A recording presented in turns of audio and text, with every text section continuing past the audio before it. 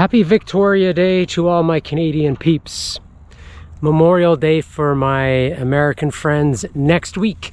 Long weekend up here in Canada. Happy Victoria Day. This is vlog part 2. Part 2 of what? Last week I talked about bikes that I have owned previously. In hindsight, spent far too much money over a very short period of time. 2 decades, probably owned 11, 12, 13 bikes. Not talking about all of them, to be quite honest. I may dabble, maybe I will. No, I won't. It's a couple of cross bikes thrown in there, a couple of commuter bikes that I've owned. Gonna stick primarily to the road bikes that I've owned over the last few years. Which brings us to this week. What came after the R5, R3 combo? I stuck with the Cervelo family and I went down this path. Someone asked me, where was the picture of the Cervelo R3 that you bought around the same time as the R5? Couldn't find one for the longest time. Spent a good part of this week going through the Facebook archives. And I found it. Here it is.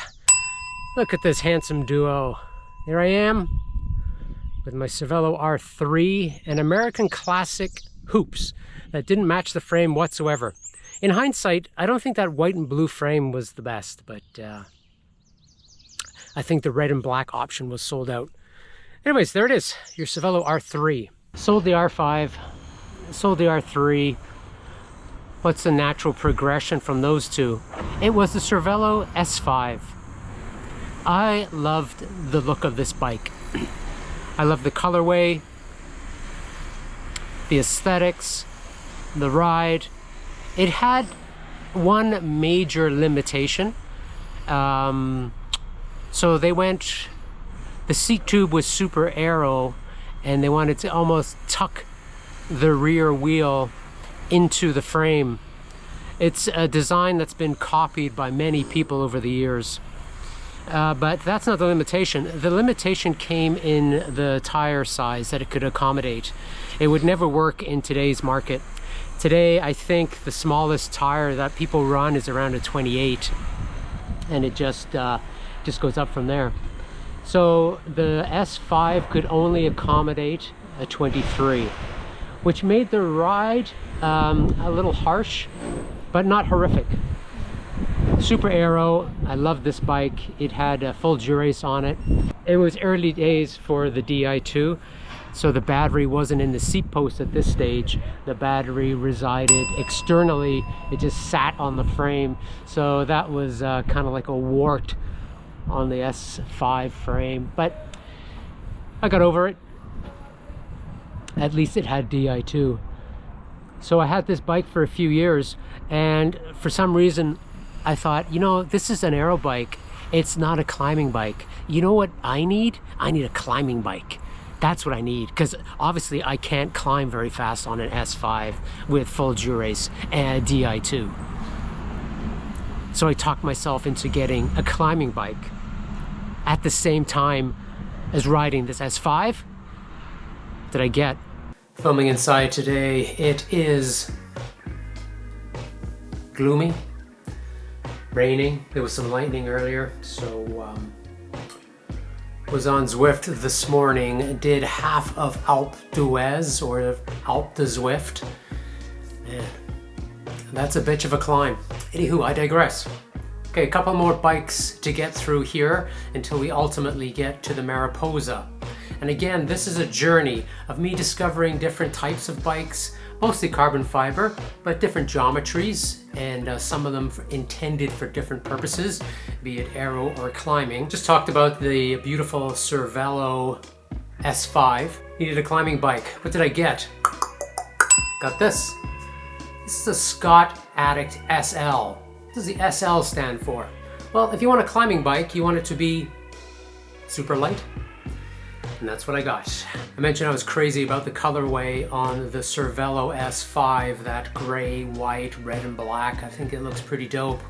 Wasn't crazy about the matte black and orange finish on this Addict, but yeah, it is what it is. Came spec'd with Dura-Ace. I didn't go Di2 on this one, again, because this was supposed to be a climbing bike. I'm trying to shave off as much weight as I can. And yeah, went with Dura-Ace mechanical.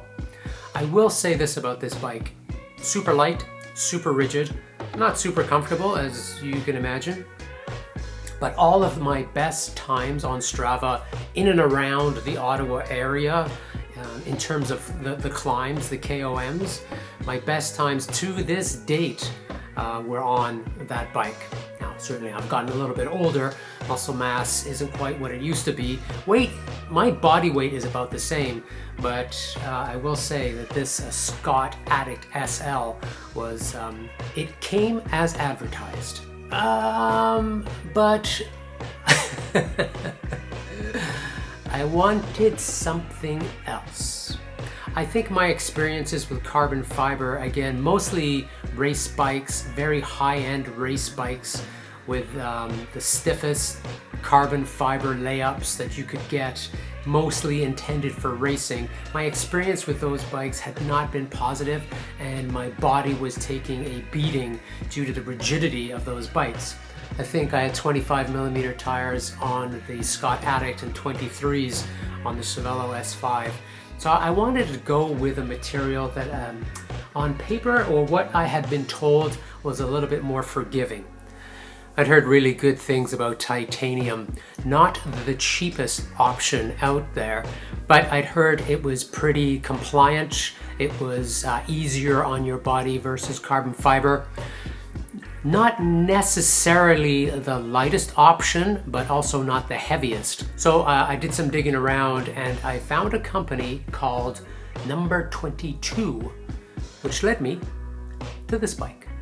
Number 22, I've talked about this bike quite a bit if you want to go back and check out some of my earlier vlogs. Company founded in Toronto, Ontario, but the manufacturing comes out of upstate New York. Incredible boutique titanium brand. This was the Number 22, the Great Divide. As soon as I saw this bike, yeah, I knew I had to have it.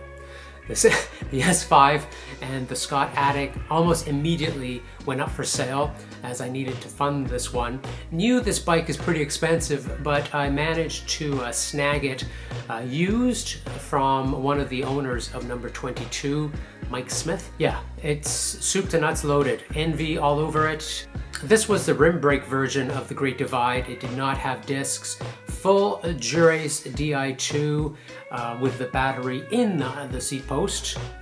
Also came Envy post, Envy bars, Envy hoops. Yeah, it's just a gorgeous, gorgeous bike. And now I know what you're saying to yourself. Maddie, like, why would you need another bike after this one? This checks all the boxes, if you will. So again, this bike was not the most compliant bike. I think one of the issues was the limitation on the tire size. This one could only take a 25mm. Again, it was limited by the calipers, the rim calipers. So I think I got 25s on it. And the titanium, it just wasn't as compliant as I had hoped. And yeah, I was a little disappointed. There was one issue I had with it actually, where the rear caliper met the frame. I don't know what was going on there, but if I pulled in the brake lever and it actuated the rear brake caliper, I would get this squealing, and I couldn't figure out what it was, so I had to put some damping in between the caliper and the frame. That seemed to take care of it. But if you're spending this much money on a titanium bike, you certainly don't want these kind of issues. So I had it for a couple of years, and eventually, while I was riding this bike, I was also noodling around on an old beater steel bike that I had. Pleasantly surprised by how comfortable the steel bike was. So I did some research and I looked into my options vis-a-vis finding a boutique, top of the line, top spec, custom steel bike manufactured in Canada, and what would my options be? And eventually it led me to Mariposa. Just real quick, before we get to the Mariposa, I wanted to talk about a couple of bikes. Shout out to two felts that I've owned. The original intention of the first bike was for cyclocross. It morphed into gravel as gravel became more popular, and eventually I got rid of it. It was the F3X. I got rid of it for the F4X. F3X was fine, but it was a rim brake version. And if you're moving into gravel, I highly recommend using disc brakes. So I got rid of this bike and I got this bike. I think the colorway is way nicer with this blue and black versus the red and black, which is a bit more typical. And I still own the F4X. Thoroughly enjoy it. It's a great bike. It's on my trainer right now. But yeah, shout out to Felt. Great bikes. Well, thanks for following my journey, my odyssey, for all of the bikes that I have owned over the last 2 decades. I know, there's a lot of them, a lot of money has been spent, but all have been sold, and the majority of those bikes that I have bought were used, slightly used, most of them. All of those bikes led me to this.